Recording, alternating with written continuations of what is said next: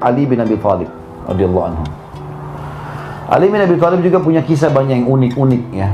Yang jelas manusia ini adalah manusia yang sangat luar biasa, tidak kalah juga kedudukannya dan kemuliaannya dengan 3 sahabat yang sebelumnya. Apalagi dia adalah sepupu Nabi Muhammad alaihi salatu wassalam dari Ahlul Bait ya, yang sangat mulia. Ali bin Abi Thalib dapat predikat dari Nabi SAW di perang Khaybar, orang yang mencintai Allah dan Rasulnya, dan Allah dan Rasulnya juga mencintainya.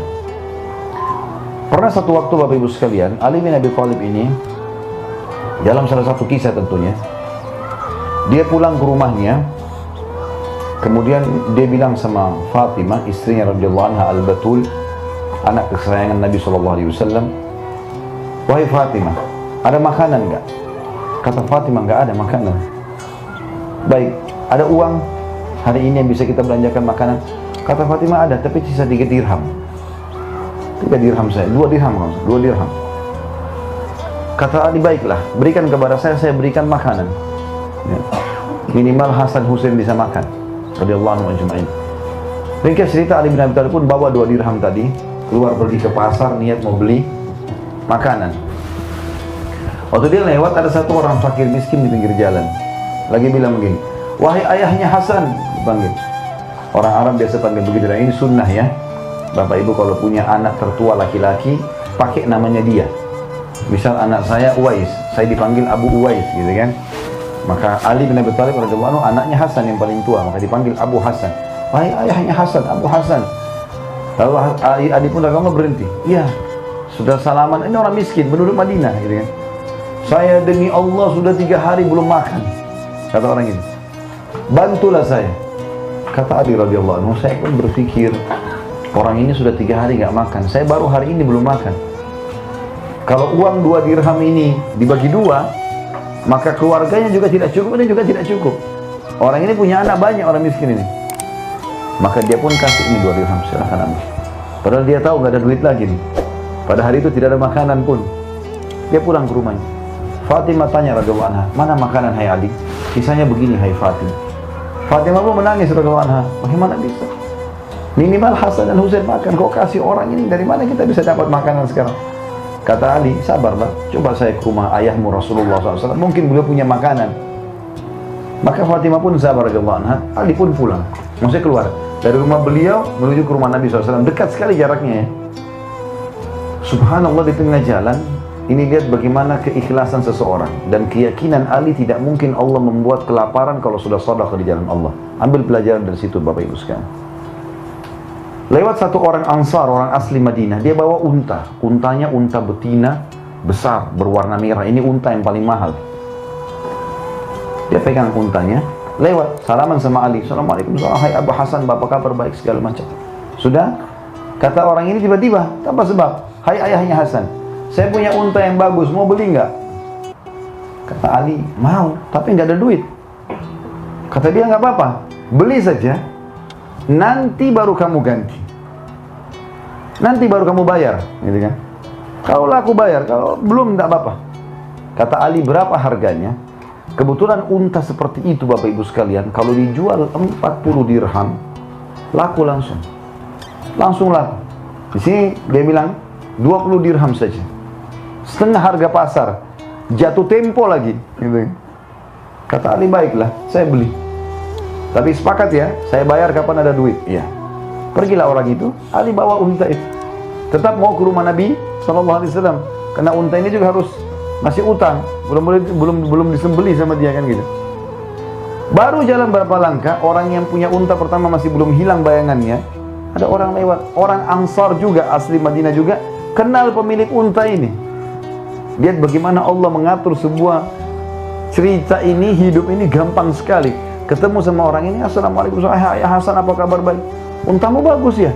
"Oh ya." Ini orang yang nanya, ini tahu pemilik unta yang pertama ya. "Untamu bagus ya, mau jual nggak?" "Mau." "Berapa kamu mau jual?" Kata Ali, 40 dirham. Karena harga pasaran 40 dirham. Subhanallah, orang itu nggak nawar, nggak apa. Langsung kasih 40 dirham, ini cash. Ali bin Abi Thalib ambil, kejar orang yang pemilik pertama unta, bayar 20 dirham. Dapat 20 dirham cash. Sedekah 2 dirham, dapat 10 kali lipat. Maka dengan itu, Ali bin Abi Thalib bisa beli makanan buat keluarganya sebulan. Keyakinan. Yakin tentang apa yang Allah perintahkan benar. Bapak Ibu, kalau Allah halalkan baik buat kesehatan, buat segala macam, nikmati. Allah haramkan buruk, jangan diganggu. Saudara, tidak usah coba-coba. Oh ini babi haram, tapi saya mau tahu dagingnya. Nggak perlu coba. Ada sapi, ada kambing, ada ayam, ada ikan. Nggak usah makan, itu haram. Karena yang haram itu sedikit, kan gitu. Khamr, nggak boleh minum khamr. Allah ganti susu, madu, sirup, air putih, banyak gitu. Nggak boleh zina, boleh nikah, gitu. Hamil di sini malu, hamil di sana gembira, kan gitu. Jadi Allah kasih solusi, kan gitu. Bukan tidak ada solusinya. Jadi yang haram itu sedikit sebenarnya. Untuk apa terjerumus di situ? Ali bin Abi Thalib punya kisah yang lain. Bapak Ibu sekalian, di zaman khilafahnya, waktu jadi raja radhiyallahu anhu. Saya sangat tertarik dengan kisah ini karena saya lihat luar biasa untuk menambah keimanan. Ali radhiyallahu anhu pernah satu waktu kehilangan baju perang. Cari baju perangnya gak ada. Sudah berapa hari dicari nggak ketemu. Dia lewat, ini waktu itu tinggal di Kufa ya. Karena Ali radhiyallahu anhu di akhir hidupnya pindah ke Kufa. Ibu kota dari Madinah pindah ke Irak. Waktu dia lagi jalan-jalan di pemukiman masyarakat Kufa, rupanya ada orang Yahudi di situ. Dia lewat depan rumah orang Yahudi ini, ada baju perangnya dia. Lagi dijemur. Ali tahu betul radhiyallahu anhu ini baju perangnya.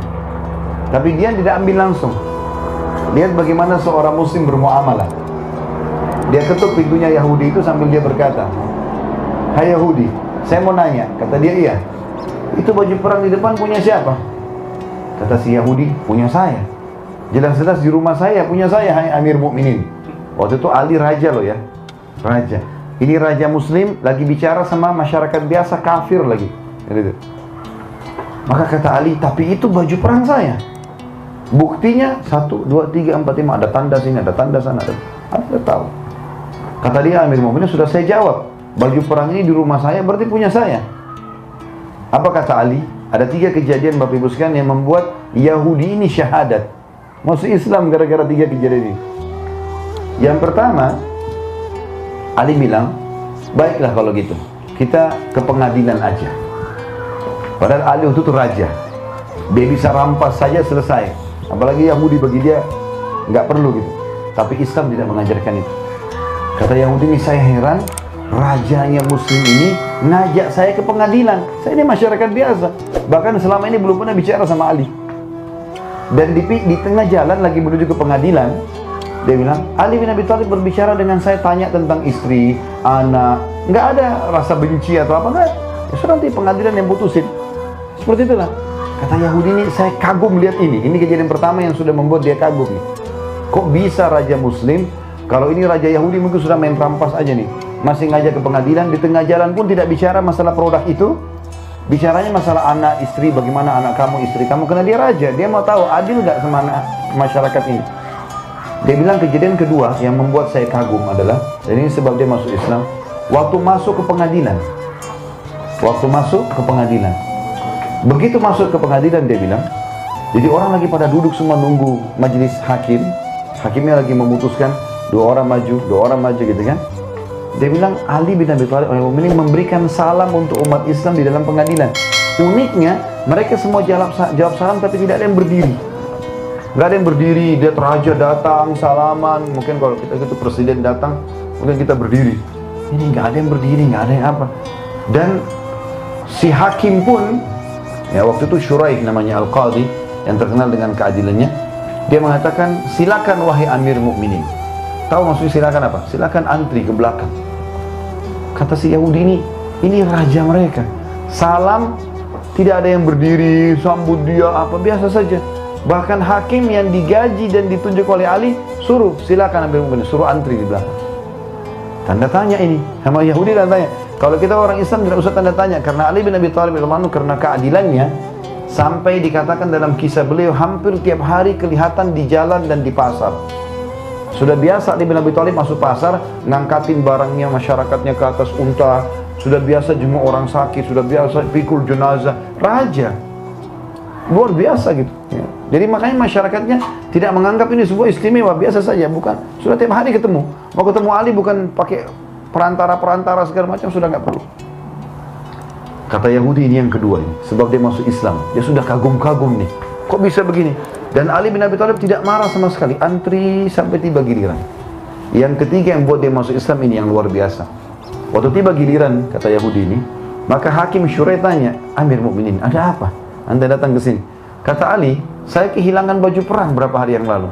Tadi pagi saya jalan-jalan ke pemukiman masyarakat Kufah. Saya temukan ada ini baju perang yang dipegang sama orang ini di rumah dia. Dan saya yakin itu baju perang saya. Gitu kan? Ada tandanya 1, 2, 3, 4, 5.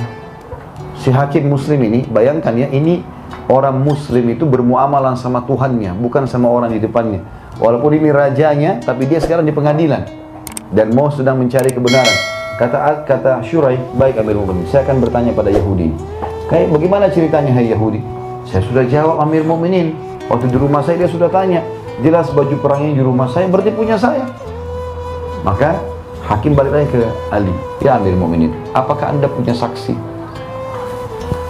Kata Ali, tidak ada yang kenal baju ini kecuali istri sama anak saya. Ya, istrinya Fatimah adalah sudah lama meninggal, karena Fatimah meninggal setelah meninggalnya Nabi Alaihissalam di zaman khilafahnya Abu Bakar. Ada istri Ali juga pada saat itu, tapi tidak begitu mengenal baju perang ini. Paling kenal Fatimah sudah meninggal. Dan ada Hasan dan Husain. Gitu. Kata hakimnya, ya Amir Mu'minin, anda tahu dalam Islam, dalam hukum agama kita, tidak boleh anak menjadi saksi buat orang tua. Dan tidak boleh orang tua jadi saksi buat anak. Kenapa sih saling bela? Berarti kesaksian Hasan Husain sudah tertutup. Ada yang lain? Kata Ali, tidak ada. Kata si Yahudi ini sebab dia masuk Islam. Dia bilang apa? Saya kaget tiba-tiba hakimnya berkata, ya Amir Mukminin, kalau begitu saya putuskan baju perang ini punya Yahudi. Dan lebih unik lagi, Ali bilang apa? Baiklah kalau begitu. Sudah selesai. Hakim sudah, nggak ada saksi, nggak ada apa, sudah nggak usah. Kata si Yahudi, saya terperanjat melihat itu, karena ini kayak apa namanya, orang yang mengeluh di pengadilan yang terakhir. Nggak ada lagi orang setelah itu. Maka Syurai pun baca kafaratul majlis, dia turun dari mejanya mau keluar. Jalan santai sama Ali, ngobrol berdua. Padahal ini tadi baru kasih keputusan salah menurut dia gitu kan. Maka waktu jalan berdua ngobrol, Ali seperti tidak ada apa-apa. Sudahlah, bukan hak saya, bukan rezeki saya. Seperti itu. Lalu kata si Yahudi, sebentar Amir Mukminin, sebentar hai Syurai, hai Qadhi, hai Hakim gitu. Apakah pengadilan sudah selesai? Kata mereka berdua, iya. Sebagaimana kau sudah lihat. Kata Ali, walaupun saya yakin itu baju perang saya. Saya yakin, ada buktinya. Tapi saya tidak punya saksi. Dan agama kami mengajarkan itu. Kata si Yahudi, hai Hakim, betulkah sudah selesai? Kata dia, iya. Dan saya sudah putuskan itu baju perang kamu. Gitu kan. Lalu kemudian Yahudi itu tiba-tiba mengatakan, wahai Amir Mu'minin, wahai Hakim, asyhadu an la ilaha illallah wa anna Muhammad Rasulullah. Dia tahu cara masuk Islam. Kata Ali, kenapa kau masuk Islam? Orang Yahudi ini susah sekali masuk Islam, Bapak Ibu sekalian. Sampai kata Nabi Muhammad SAW, kalau ada 12 orang dari Yahudi di zaman beliau ya, Nabi yang berdakwah, 12 orang saja masuk Islam, sudah masuk Islam semua Yahudi. Jadi saking susahnya. Kalau ada Yahudi masuk Islam itu prestasi luar biasa gitu. Ya. Kata Ali, kenapa kau masuk Islam? Dia bilang, demi Allah wahai Amir Mukminin, ini baju perang anda. Saya curi berapa hari lalu memang. Baru ngaku dia. Dan saya masuk Islam justru karena keadilan agama kalian. Saya tanya Bapak Ibu sekalian, coba pikir secara akal. Apa yang membuat Ali bin Abi Thalib mau mengetuk rumah Yahudi? Tidak langsung ambil, padahal dia yakin. Dan Ali tidak pernah bohong orangnya. Kenapa dia masih ajak ngobrol si Yahudi? Kenapa masih mengajak ke pengadilan? Kenapa masih mau menerima antri? Kenapa masih mau menerima keputusan Syurai, hakim tadi? Semua itu karena keyakinannya bahwasanya keadilan dan kebenaran ada dalam agama Allah. Dan gara-gara itu orang lain masuk Islam.